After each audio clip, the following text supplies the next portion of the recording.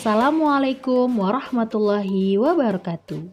Hai anak-anak, kembali lagi di mata pelajaran tematik muatan bahasa Indonesia. Pekan lalu kita sudah mempelajari tentang hewan. Hari ini kita akan belajar tentang tumbuhan. Seperti biasa, mari kita mulai dengan sama-sama membaca basmalah. Bismillahirrahmanirrahim. Baik, sebelumnya teman-teman sudah tahu kan apa itu tumbuhan? Nah, tumbuhan ada beragam jenisnya loh. Seperti yang biasa teman-teman temui di pekarangan rumah, itu ada pohon palem, pohon mangga, kembang sepatu, tanaman lidah buaya, dan lain sebagainya. Nah, kalau di pekarangan rumah teman-teman ada pohon apa aja nih? Tumbuhan itu sendiri memiliki bagian-bagian dalam tubuhnya. Berikut ini merupakan contoh tanaman kedelai. Nah, bisa teman-teman lihat ya. Bagian terbawah tumbuhan disebut akar. Akar berguna untuk menegakkan tumbuhan. Akar juga dapat menyerap air dari dalam tanah untuk disalurkan ke seluruh bagian tumbuhan. Kita naik sedikit, di sana ada batang. Batang berguna untuk menopang tumbuhan agar dapat tumbuh terus ke atas. Bagian batang yang kecil disebut dengan ranting.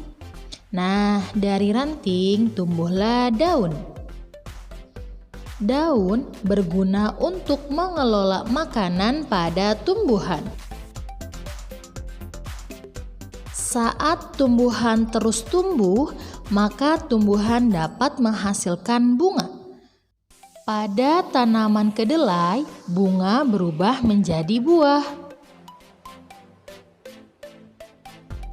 Buah adalah bagian tumbuhan yang menyimpan hasil pengelolaan makanan yang berasal dari daun tadi. Nah, itulah bagian-bagian tumbuhan yang teman-teman perlu ketahui. Teman-teman, seperti yang kalian ketahui, bagian yang paling menarik dari tumbuhan adalah bunga. Bunga memiliki berbagai bentuk dan ukuran. Warna bunga juga bermacam-macam. Pada tanaman yang menghasilkan buah, bunga akan berubah menjadi buah.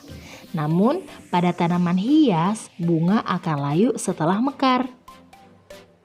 Nah, bunga juga memiliki bagian-bagiannya loh. Lihatlah pada gambar berikut ini. Bagian bawah bunga disebut kelopak bunga. Bagian yang berwarna-warni disebut mahkota bunga. Bagian dalam bunga ada benang sari dan putik. Untuk menjaga tumbuhan tetap subur, maka kita perlu merawatnya. Nah, apa saja sih yang harus kita lakukan untuk merawat tanaman? Cara merawat tanaman ialah sebagai berikut. Pemberantasan gulma. Gulma adalah tanaman liar yang tumbuh di sekitar tanaman yang kita tanam.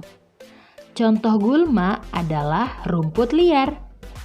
Pemberantasan gulma dilakukan dengan cara menyiangi tanaman. Penggemburan.